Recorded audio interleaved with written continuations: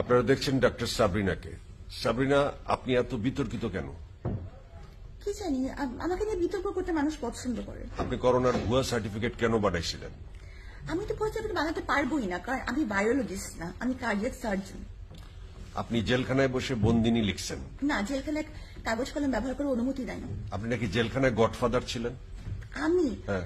আমার টাকাও নাই, ক্ষমতাও নাই, আমি গডফাদার কি করে হব? আপনি দুইটা বিয়ে করে ছেড়ে দিচ্ছেন, এখন তৃতীয় বিয়ে কাকে করছেন? শোনা যাচ্ছে ড্রাইভারের সাথে নাকি আপনার প্রেম।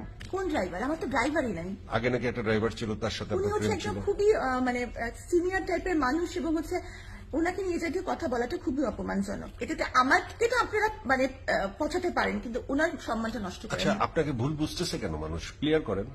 আমাকে ভুল বুঝছে সবাই না, কিছু মানুষ আমাকে ভালোও তো বাসে। আপনাকে অনেকে জড়ায় ধরতে চায়, কারণ বলে যে আপনার বন্দিনী পড়ার পরে আপনার সম্পর্কে ধারণা পাল্টাই গেছে। সো এটা আসলে কোনটা সত্য কোনটা মিথ্যা আমরা কনফিউজ। জড়িয়ে ধরতে চায় ভালোবাসা, মায়া থেকে, শ্রদ্ধা বোধ থেকে। জড়িয়ে ধরা মানে থেকে সবসময় নেগেটিভিতে নেওয়া কি ঠিক? আপনি কি সুন্দর নাকি বিশ্রী? মাঝামাঝি। আপনি কি ধরনের ছেলে পছন্দ করেন? বিপদে হাত ছেড়ে পালাবেন এমন। আপনার স্বামী বিপদে হাত ছেড়ে পালায় গেছিল? সেই বিপদে ফেলেছে। বিপদে ফেলছে। তো বিয়ে করার ক্ষেত্রে মেয়েদের স্বামী নির্বাচনে কি কি দেখা উচিত আসলে? আসলে আমি মনে করি যে বাবা মার উপর ভরসা করা উচিত, কারণ বাবা মা সন্তানের খারাপ কখনো চাবেন না। ওই লোকটাকে না চিনলেও বাবা মা তার সন্তানটিকে ছিলেন। আবার জেলে গেলে কি করবেন? এভাবে তো ভাবিনি।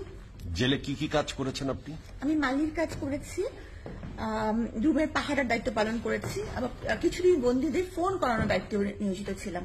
বর্তমানে আপনার টাকা পয়সার অবস্থা কি মামলা চালাতে গিয়ে? বর্তমানে আমার বাবা আছেন, আমরা যেহেতু দুইটা মাত্রই বোন, আমার বাবা ঢাকা শহরে বাড়ি আছেন, আমার বাবা সচিব ছিলেন। তো আমি জেলখান থেকে বের হয়ে আমার বাবাকে বলেছি, আব্বা তুমি কি আমাকে বাকি জীবন খাওয়াতে পারবা?